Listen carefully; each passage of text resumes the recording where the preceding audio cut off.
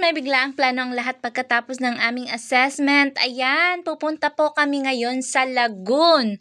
At yan yung way para pumunta doon. Ayan po, ayan ang bilis ng transition. Nakarating na kami dyan. And yan yung mga nangyayari doon. Oh, ang ganda ng tubig.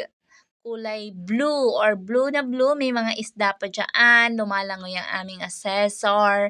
At syempre, hindi mawawala ang kantahan. Picture taking na din at the same time. Ayan po, busy ang mga person at ako naman yan.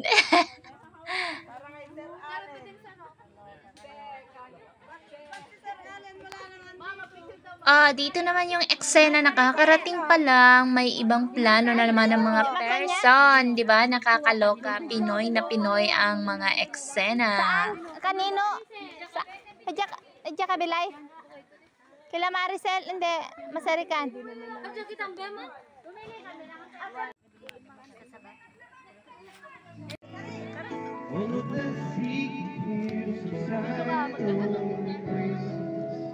Ayan, ditong eksena naman ay nakasakay na ulit kami sa truck and mapapansin nyo dyan, umaandar na yung sasakyan.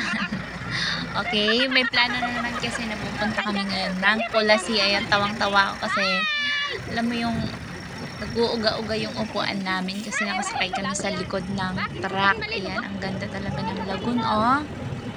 Diba? O, sa mga hindi pa dyan nakapunta-punta na kayo, ang ganda doon. Ayan, yung water.